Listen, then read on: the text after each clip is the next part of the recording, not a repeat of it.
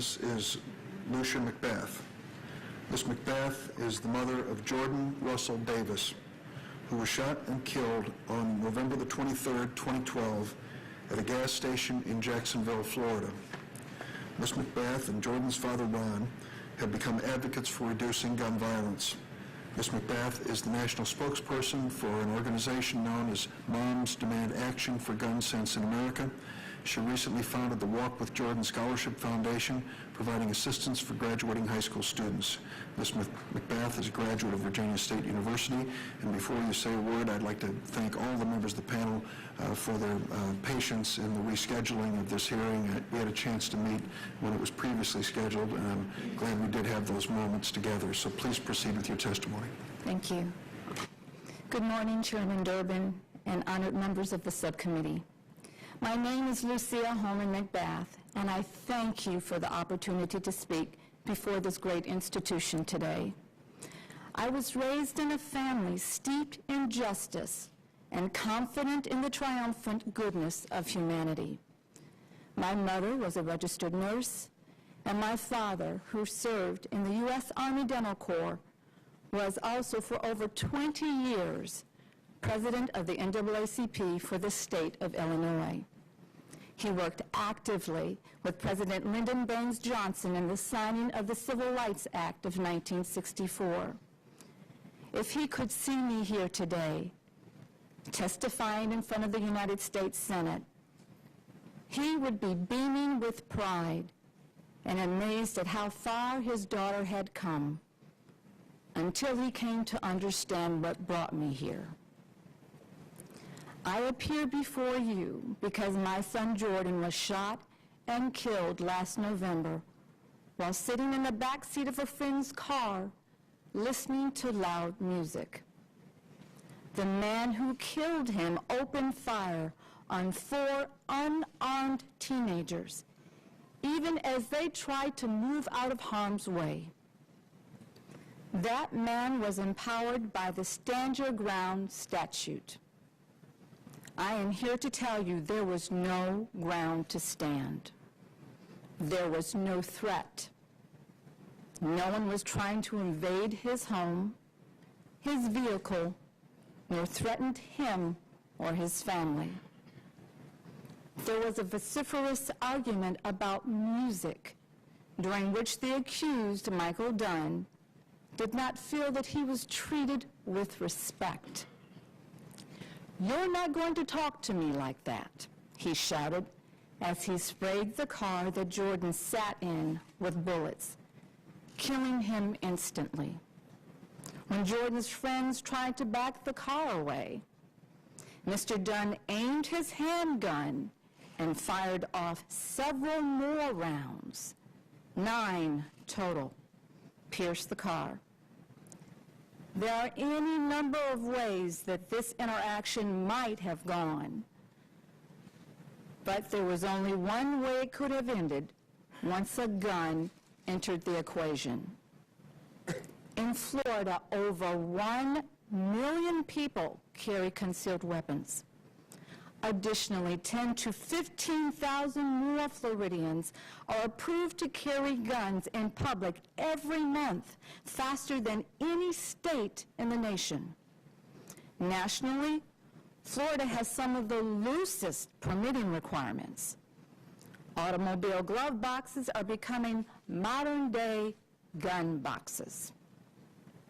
In his glove box, Michael Dunn kept a 9mm semi-automatic gun along with 2 loaded magazines. Once he had unloaded his gun at my son and his teenage friends, he immediately went back to his hotel, ordered a pizza, and slept. He left the scene and made no attempt to call police. He retreated, but only after he killed my son. The next morning, he was arrested 2 hours away. Those are hardly the actions and motives of someone who was quaking with fear. Some will tell you that the argument was about music. but I believe that it was about the availability of guns and the eagerness to hate. People like Mr. Dunn feel empowered to use their gun instead of their voice to reason with others. Now I face the very real possibility that my son's killer will walk free, hiding behind a statute that lets people claim a threat where there was none. This law declares open season on anyone that we don't trust for reasons that we don't even have to understand. They don't even have to be true. In essence, it allows any armed citizen to self-deputize themselves and establish their own definition of law and order. It lets one and all define their own criteria for right and wrong and how justice will be carried out. Even the Wild West had more stringent laws governing the taking of life than we have now. Stand your ground defies all reason. It goes against the sound system of justice established long ago on this very hill. My son was named for the Jordan River. In the Bible, that river symbolized the crossing to freedom. Its waters marked the final steps to liberation and offered up the holy stream that baptized Jesus. Its name seemed a fitting choice for a boy born at the end of the 20th century, a time when black people in this country had finally come into their own. Jordan was named for a change in the tide, a decision to try harder and do better. He was my only child. He was raised with love and learning and a clear understanding of right and wrong. I have been without Jordan now since Thanksgiving weekend 2012, without him last Christmas, and on his birthday in February. I never got to take his prom picture or see him graduate from high school. I can tell you all about him, about his easy smile, his first girlfriend, and his plans to join the Marines. I can tell you how he loved his dad's gumbo and how they both rooted for the New York Giants.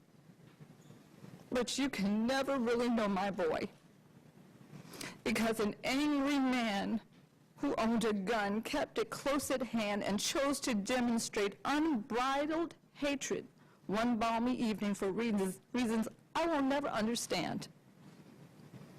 These laws empowered his prejudiced beliefs and subsequent rage over my son's own life, his liberty and pursuit of happiness. There will be no sense made of any of it unless I and the families of other victims speak out to assure that this kind of predatory violence ends. It was 50 years ago that my father shook hands with Eleanor Roosevelt. She assured him of the validity of his struggle and the promise of better times. She, as he did, believed that this nation was righteous to the core, that we as a country would never stop striving to do better, and that's what was made us better. Honorable men and women of the Senate, you can prove them right today. With your help and willingness to bring our laws back toward the true tenets of justice, you can lift this nation from its internal battle in which guns rule over right. You have the power to restore hope to a nation crying out for justice. And I pray that you hear the will of the Lord. Thank you.